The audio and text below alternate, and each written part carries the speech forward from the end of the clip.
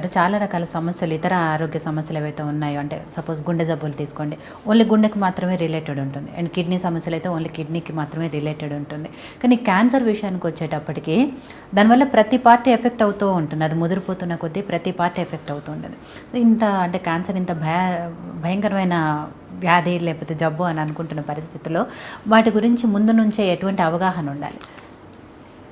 First ఏంటంటే ఎవరికైనా కానీ ఒక క్యాన్సర్ అనే డయాగ్నోసిస్ తోటి ఒక పేషెంట్ రాగానే ఫస్ట్ వాళ్ళ సైకాలజీ ఎలా ఉందని చూస్తాం. అదేదో ఒక డెత్ సర్టిఫికేట్ పట్టుకొని వచ్చినట్టే ఫీల్ అవుతారు చాలామంది. కానీ మీరు జస్ట్ ఒక్కసారి ఆలోచించండి, ఎంతమంది హార్ట్ అటాక్స్ తోటి లేకపోతే కనుక బ్రెయిన్ స్ట్రోక్ ఇట్లాంటి వాటితోటి సడన్గా డెత్స్ అవుతూ ఉంటాయి.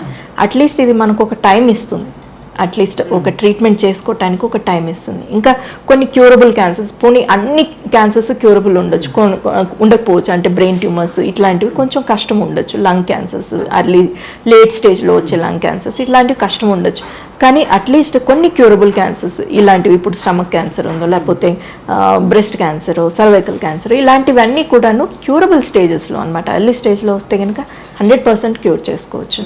అలాంటప్పుడు మనము ఆ డయాగ్నోసిస్ చూసి భయపడాల్సిన పని లేదు. ఓకే, ఇప్పుడు వచ్చిన టెక్నాలజికల్ అడ్వాన్సెస్ కానీ, ఓకే, మనకు వచ్చిన లేటెస్ట్ రేడియేషన్ టెక్నిక్స్ కానీ, కెమోథెరపీ అడ్వాన్సెస్ కానీ, సర్జికల్ అడ్వాన్సెస్, సర్జరీ కూడాను ఎంత మారింది అని అంటే, ఒకప్పుడు స్టమక్ క్యాన్సర్కి సర్జరీ చేస్తే 4 రోజులు బెడ్ మీద పడుకోవాల్సి వచ్చేది. ఓకే, ఎందుకు అని అంటే మొత్తం బాడీ అబ్డామిన్ అంతా ఒక పైన నుంచి కింద వరకు ఒక పెద్ద స్కార్ పెట్టి అదంతా తీసేసి లోపలంతా క్లీన్ చేసి పెట్టేసరికి అది 4 రోజులు పేషెంట్ పడుకోవాలి.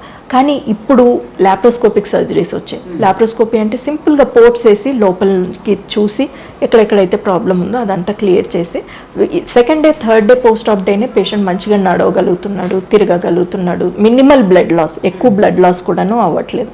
సో ఇన్ని అడ్వాన్సెస్ వచ్చినప్పుడు క్యాన్సర్ అనే వర్డ్ను చూసి భయపడకూడదు.